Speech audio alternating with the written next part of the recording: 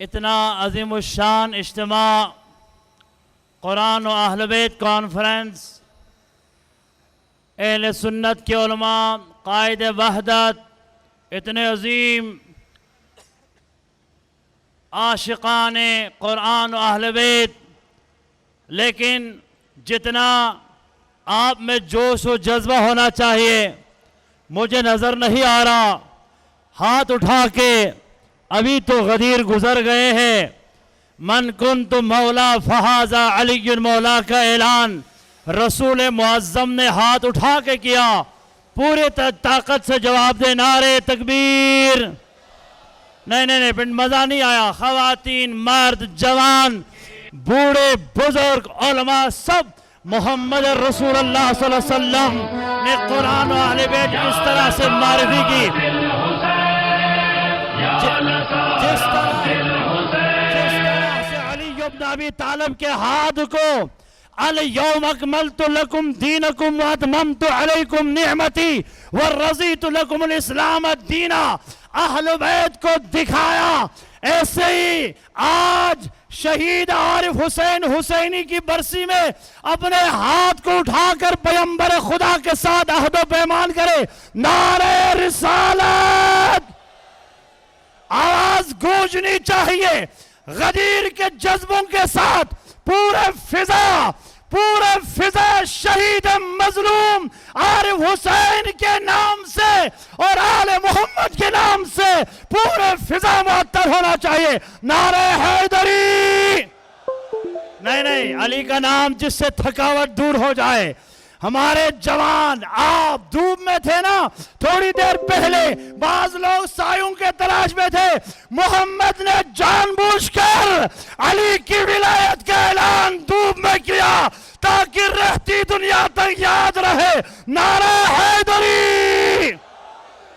سلام و آپ پر پیغمبر خدا صلی اللہ علیہ وسلم نے قرآن اور اہل بیت کو اس امت کے درمیان میں چھوڑا۔ آج شہید کی برسی ہم قرآن و اہل بیت کے نام پر منایا جا رہا ہے۔ سلام ہو اس مرد مجاہد پر جو 12 چنار کی سرزمین سے اٹھتا ہے، اس مقدس اور پاکیزہ سرزمین سے اٹھتا ہے، اتنی علمی ترقی کرتے ہیں، معنوی ترقی، روحانی ترقی، فکری ترقی۔ خمینی کو یہ فخر حاصل ہوتا ہے، عارف حسین میرا بیٹا ہے، ولایت فقیہ کہے وہ میرا بیٹا ہے۔ اور دوسرا جملہ امام خمینی فرمائے، وہ فرزند حقیقی حسین ابن علی۔ کتنے خوش قسمت ہے پاکستان کا سرزمین اگر حسین کا بیٹا جو 1400 سال بعد 33 برس میں شہید ہو، 33 برس پہلے شہید ہوئے، جس کے خون کے آثار آج لیاقت باغ میں وحدت کی شکل میں نظر آ رہا ہے۔ سنی علماء، شیعہ علماء، جوان اس گرمی میں جمع ہو رہے ہیں تو اس عظیم قائد کے تنفس پاکیزہ روحیت کی علامت ہے کہ ان کے جذبہ و خلوص اتنے عروج پر تھے کہ آج تک عارف حسین ہمارے دلوں میں، ہمارے روح میں، ہمارے دماغ میں ان کا پیغام، ان کا فکر، ان کی تمام تر خوبیاں ہمیں یاد ہے۔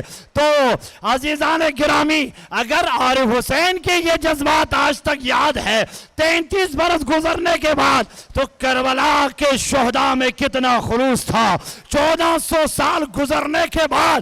آج دنیا کے گلی گلی میں حسین ابن علی کے انقلاب کا اثرات ہے۔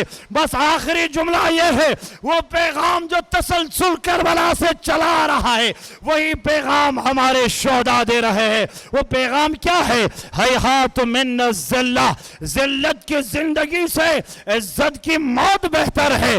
ذلت کی زندگی سے عزت کی موت کیا ہے؟ عزت کی موت یہ ہے کہ شیعہ سنی مل کر اس وطن عزیز میں لا الہ الا اللہ محمد رسول اللہ کے سربلندی کے لئے قدم اٹھائے، جس سے ملک عزیز پاکستان کی بھی سالمیت ہو اور اسلام کے بھی پیروکار ہم بن جائے۔ والسلام علیکم ورحمۃ اللہ وبرکاتہ۔